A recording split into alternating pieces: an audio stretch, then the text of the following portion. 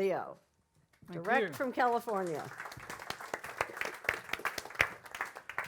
So despite my being dressed in all black, I'm actually here to lighten the mood, okay, for everyone, just so you know. If you think about what Chris said, I think in many respects, if you imagine in the course of human history, how many times communities have stepped up during times like these and done it successfully. It's actually what makes Thomas's words ring so true. What I'm here to talk about today is the power of peers, because I believe in the power of peers. I believe in the power of we, and I believe in the power of us. And because none of us has to do this alone, and we as a community can meet the challenges of the future, I think we've got a lot to look forward to. So with that, what I'd like to do actually is talk about three concepts today. One being peer influence, the other being peer advantage, and a third called peer innovation, okay? And I'm going to do it by telling three different stories, okay? Let's talk about peer influence first, and let's talk about Taylor. This is my daughter, Taylor, by the way. But to be fair, this is not a recent photograph of Taylor, just so you know, okay? Taylor's 29 years old today. She was 6.5 when this photo was taken, 4.5 when I picked her up from childcare one day. It was Halloween night. And I come in, it's probably like 5 or 5:30, and I'm saying, is Taylor ready to go home? And the woman at the desk says, just a second, the director would like to have a word with you.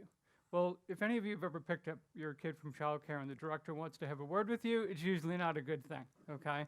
But anyway, sure enough, the director came out, big smile on her face. And she says, I have got to tell you what happened today.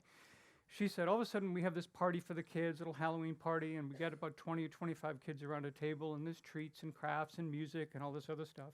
And we thought it would be a really cool idea to hire this woman to dress up as a witch to kind of entertain the little ones.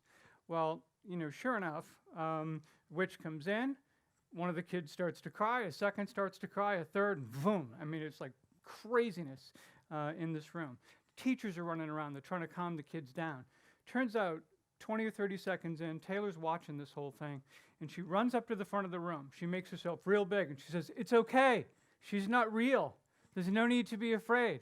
And the kids are looking at her, they look at one another, and like, well, all right, I guess. So they go back around the table. Order is restored, and all is good, right? So when I think about that dynamic, right, everyone got so crazy and got so scared because they were reacting to that first kid who sent a signal to everyone else that something wasn't right. But by the same token, even though the teachers clearly would have restored order eventually, right, it happened just a little bit faster when one of their own said, we're good here, we're okay. We not only do that as kids, we do it as adults, and we always do it, and we always have done it. We look to one another for that, and this is at a time where we need to look to one another going forward. Next story. This woman, her name is Carol Tometsko. Carol Tometsko is actually the CEO of a company called Litron Laboratories in Rochester, New York. And what I want to talk about here is what she describes as her aha moment about collaboration, or what we'll talk about in terms of peer advantage. Back in 1976, she and her husband were both professors at the University of Rochester. She loved it there. He couldn't stand it, couldn't stand the academic politics and all that, and he tried to get her, you know, to leave and come start this genetic testing company that he wanted to get started. Sure enough, you know, she says, okay, fine, I'll do it, and talks about the fact that she left her teaching job that day, pulled over on the side of the road, and after she was done weeping, finally came home, and on Monday they started this company. So anyway, they had this company, and first thing you know, they're going, and they are about 18 years in business, relying a lot on government grants, but a healthy concern, doing what they need to do, right? He was the CEO of the company, she was not, but obviously very much by his side. Turns out she gets a call, he dies unexpectedly. Now all of a sudden she's got to run this company, and she's not sure what it is she's supposed to do now that she's got to be the CEO. So someone had suggested to her, you know, there's a CEO group in town, and they help one another. He said, they don't know anything about genetic testing, but they know a whole lot about how to run an organization. Maybe you should become part of that, and you might get something from it.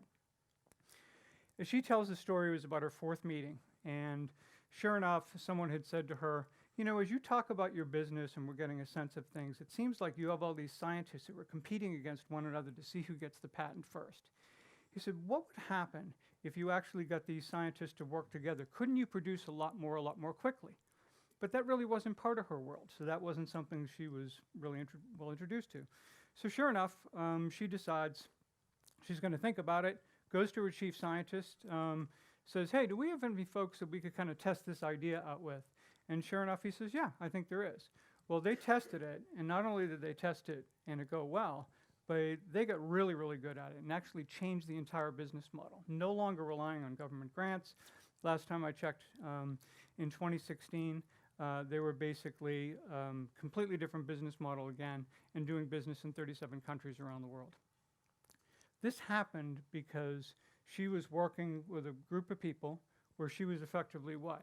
More selective, more strategic, and more structured about how we engage that peer influence that's all around us. And as a result, one person asked her one question that helped change the entire trajectory of her company for herself and for her people.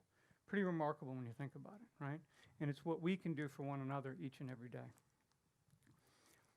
Finally, I want to leave you with this. This is a company called Mullen Lowe. I actually worked for them for a while. It's an advertising agency based in Boston. Note the logo. It's an octopus with boxing gloves. Let me be clear, this is exactly what it's like to go to work there every day. It's the most combative environment you can possibly imagine. The interesting part about it, though, it's not combative because people are fighting one another. People actually have an incredible amount of mutual respect for one another. They're there because they can believe they can be part of an ensemble that can create the very best advertising in the world. And if they challenge one another enough, that's exactly what's going to happen. So to give you a sense of what that looks like, they will have creative sessions, for example, right? They want to come up with a campaign for a new client. They put 20 or 25 people in a room. Ideas start flying. Creative directors in the front of the room. They start getting a campaign down on the board. They take it about as far as they can, with 20 or 25 people there, only to sit back and just kind of go, aren't we awesome? I mean, in this like sickening self-congratulatory moment, they just decide, aren't we just amazing? But then that all gets wiped away. They do it a second time, a third, a fourth, and sometimes even a fifth time. And let me just say this, in all the times I ever participated in those sessions, the first idea that everyone thought was so great never made the cut to show the client.